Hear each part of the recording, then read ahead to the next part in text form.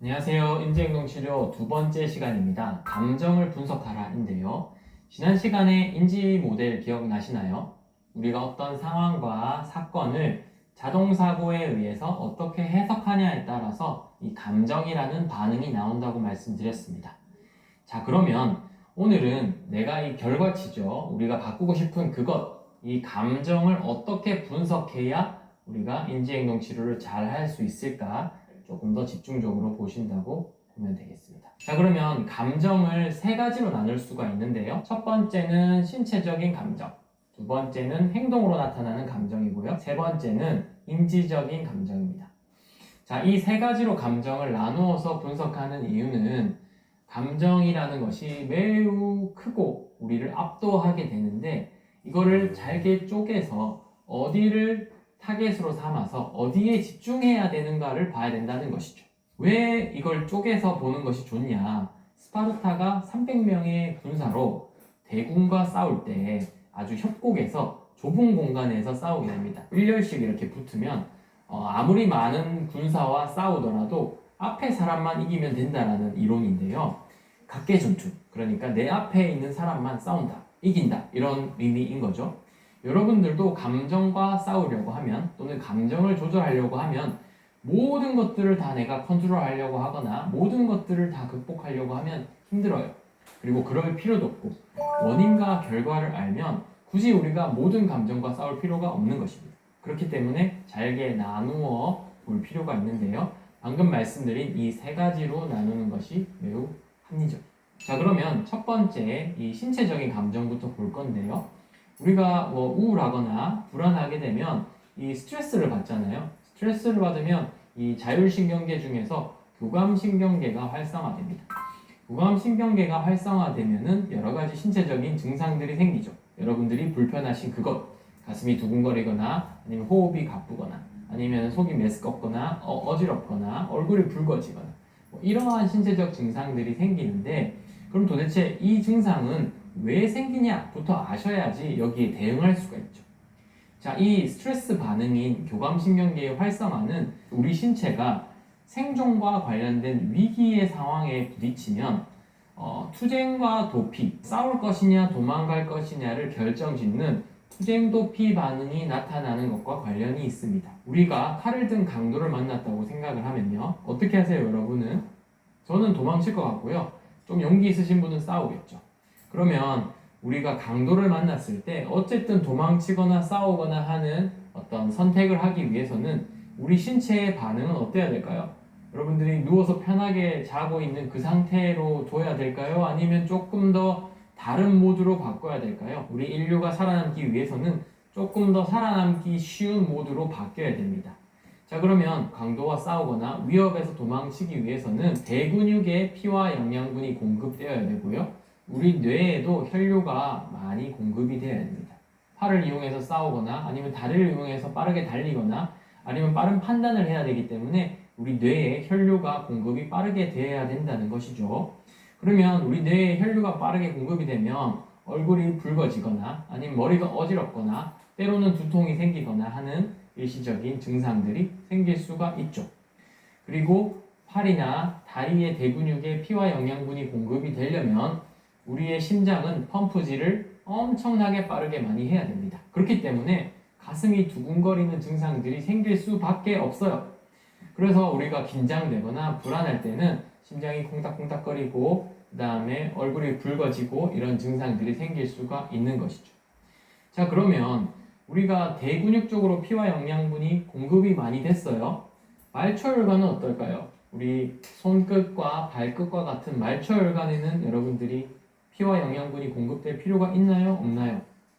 에너지는 유한하기 때문에 그쪽에까지 피와 영양분이 공급될 필요는 없어요. 그래서 일시적으로 수축됩니다. 왜냐? 에너지 낭비를 막기 위해서. 그래서 일시적으로 수축이 되게 되면 우리는 스트레스 반응이 왔을 때 손끝이 저리거나 아니면 손발이 차거나 아니면 찌릿찌릿한 반응들이 생기는 거죠. 그래서 사람들이 혈액순환이 잘 안 된다라고 느끼기도 하고요. 손발이 차서 긴장됐구나 라고 느끼기도 합니다. 그래서 이런 반응들이 생길 수 있다는 거고 그리고 소화기관도 투쟁도피 반응에 따라서 반응이 달라져요. 소화기관은 어떻게 돼야 될까요? 우리가 뭔가 싸우거나 아니면은 이 긴장되는 생존과 관련된 상황에서 내가 아까 먹은 점심을 소화시키고 있을 여유도 없고요. 더 많은 음식을 받아내야 될 이유도 없고요. 우리 몸을 단지 가볍게 만들 필요가 있습니다. 그래서 화장실도 자주 들락날락 하게 되고, 그 다음에 긴장되는 순간 직전에는 밥맛도 없거나 때로는 속이 메스껍거나 하는 경우들도 생길 수 있어요. 그렇기 때문에 이러한 신체적인 반응들이 어찌 보면은 자연스럽게 생길 수 있다는 거고요. 식은땀이 나는 경우들도 있는데 그거는 왜 그럴까요? 체온의 향상성을 유지시키기 위함도 맞죠. 근데 제가 요거 계속 강의를 하면서 퀴즈를 내기도 하고 뭐 물어보기도 하는데 이 땀이 나는 이유에 대해서를 맞추신 분은 잘 없어요. 여러분들도 혹시 맞출 수 있으면은 알려주시면 좋을 텐데 요 이유는 뱀이 미끄러운 이유랑 똑같습니다. 뱀이 미끄럽다는 것은 여러분들 뱀이나 뱀 잡아볼 일은 잘 없겠지만 꼼장어나 장어 같은 거 혹시 잡아보신 적 있나요? 잡으면 어때요? 쑥 빠져나가죠.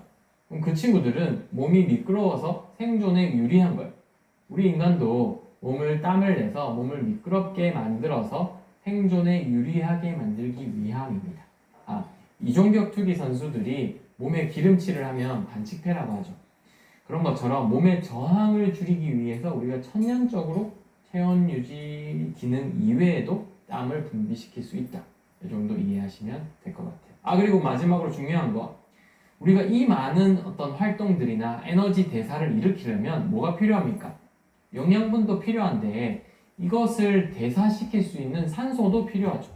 그래서 우리 몸은 산소를 많이 받아들이려고 노력을 하게 됩니다. 그래서 호흡을 계속적으로 많이 하려고 하고 생각보다 산소나 이산화탄소가 가득 차 있는 경우들이 많은데 그러다 보면은 호흡이 잘 안 된다고 느끼기도 합니다. 그래서 산소가 많이 필요해서 많이 받아들이려고 하는 부분들, 그 다음에 또 많이 차서 산소와 이산화탄소가 많이 차서 이 공급이 원활하지 않은 부분들 때문에 호흡이 가쁘다고 느끼기도 합니다. 자, 지금까지 말씀드린 이 교감신경계의 신체적인 반응은 감정으로 인한 반응이기도 한데요. 가장 중요하게 여러분들이 아셔야 될 것은 이 반응은 영원하지 않다. 일시적이라는 것이에요. 10분 이내의 반응입니다. 하나의 자극으로는 10분 이내로 지속될 수가 없어요. 그리고 시간 제한적이고 일시적이라는 것을 이해하시면 내가 이 신체적 반응 때문에 계속적으로 불안해하거나 힘들어할 필요가 없다라는 사실입니다. 근데 대부분은 요것 때문에 치료를 위해 찾기도 하시고 요것 때문에 학교를 못 가기도 하고 이것 때문에 사람들을 만나러 못 가기도 하고 직장을 못 가기도 합니다. 그래서 이 반응은 공황이라는 반응이기도 하지만 어찌 보면은 이 감정으로 인한 신체적인 반응이다.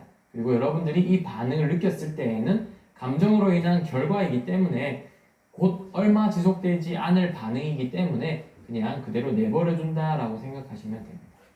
그 다음에 두 번째는 감정으로 인한 행동인데요. 대부분의 경우에는 감정을 피하기 위해서 회피하는 패턴들이 많이 생기죠. 그래서 어떤 감정을 발생시키는 장소를 벗어나거나 이 감정을 발생시키는 활동들을 안 하려고 하거나 하는 회피 행동들이 많이 생깁니다. 그런데 이 회피 행동은 내가 이 회피 행동을 안 하려고 한다고 해결되는 건 아니에요. 원인이었던 이 감정이 줄어들고 감정이 괜찮아지고 편안해져야 신체적인 반응과 행동들이 자연적으로 조절될 수 있는 이 감정은 결과입니다.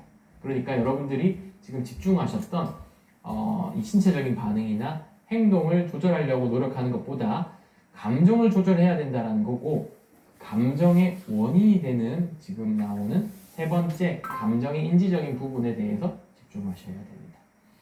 감정을 결정짓는 것은 여러분들이 그 상황에서 무슨 생각을 했냐겠죠. 나는 불안하다. 실수해서 사람들이 나를 이상하게 볼 거다. 또는 실수해서 난 성적이 안 좋을 거다. 나는 실수를 해서 내 인생이 망할 거다. 여러분들이 가지고 있는 여러 가지 생각들 중에서 어떤 감정과 관련이 있는 생각이 결국은 핵심이라는 것입니다. 왜냐하면 여러분들이 만약에 실수를 해도 나 괜찮아 라는 생각을 만약에 가지고 있다면 더 이상 불안하거나 두려워할 필요가 없잖아요. 그렇기 때문에 여러분들의 감정을 직접적으로 관련 짓는 것은 인지적인 부분이라고 볼 수 있죠. 그래서 이 세 가지로 나눠 보면 우리의 생각이 이 감정에 선행하는 원인이고 그 다음에 감정이 발생하고 그리고 이 감정으로부터의 결과는 신체적인 반응과 이 행동적인 반응이다. 이렇게 이해하시면 될 것 같아요. 자, 이제는 워크북에다가 이제 작성을 하실 텐데요. 워크북에 보시면 상황을 적어야 되죠. 이 상황을 적을 때는 우리가 첫 시간에 논의된 대로 어떠한 극복하고자 하는 상황을 적어야 되는데 구체적이고 자세하게 육하 원칙에 맞게 쓰시는 것이 매우 좋습니다. 그래야만 우리가 분석해야 하는 감정을 명확하게 찾을 수 있기 때문이죠. 나는 몇 월 며칠 몇 시에 어디에서 어떻게 나는 이런 것들을 경험했다. 뭐 이런 식으로 이 상황에 대해서 감정이 발생한 상황에 대해서 구체적으로 기술하는 것이 좋아요. 나는 9월 17일 몇 시에 프로젝트 회의에서 발표를 앞둔 상황. 그 청중들은 누구누가 있었고 내가 이 준비한 만큼 잘해야 된다라는 생각들을 했다. 라는 식으로 이 상황을 구체적으로 명시하고요. 그때 느꼈던 감정. 나는 불안했고 불안은 한 10점 정도에 있었다. 그러면은 그 불안을 분석해 보면 첫 번째 신체적인 반응, 뭐 가슴이 두근거리고 뭐 호흡이 가깝고 뭐 손발이 찌릿찌릿하고 화장실이 가고 싶고 뭐 이런 신체적 반응이 있었다는 것이 첫 번째일 거고요. 두 번째 행동은 회피하고 싶었고 나가고 싶었지만 회피할 수 없어서 그냥 꾹 참고 발표를 하기 위해서 나갔다. 그렇지만 이 발표를 너무나 불안해서 준비한 것보다 절반밖에 빨리 다 하지 못하고 빨리 마무리하고 도망치듯이 나왔다. 이런 것들이 우리 어떤 행동들일 거고요. 생각은 그 발표 직전에 내가 무슨 생각을 했고 어떤 생각을 했는지 이번에 발표를 실수하면 내가 평가가 별로일 것이다. 또는 내가 준비한 것을 잊으면 발표를 망할 것이다. 내가 이번에 잘 못하면 승진에 어떤 악영향을 줄 것이다. 이런 것들이 여러분들의 인지적인 부분일 것이라고 생각이 듭니다.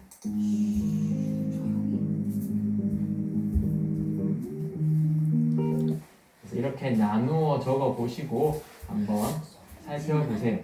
그리고 차분히 살펴보신 다음에 그것들을 피드백을 함께 하면은 정확하게 여러분들의 감정을 분석하고 이 분석한 것을 바탕으로 앞으로의 자동사고와 생각의 변화를 어떻게 나아가야 될지 대략적으로 여러분들이 그려지실 겁니다. 어떠셨나요? 여러분들의 감정을 분석해보고 나눠보는 시간을 가졌는데 원인과 결과 좀 명확하게 파악이 되셨나요? 만약에 이거 작성하는 것들이 잘 되지 않더라도 너무 걱정하지 마십시오. 처음에 당황하실 수 있겠지만 몇 번 우리가 이 과정을 하다 보면 자동사고를 충분히 잘 찾을 수 있고 그리고 내가 찾은 생각들을 충분히 잘 바꿀 수 있습니다.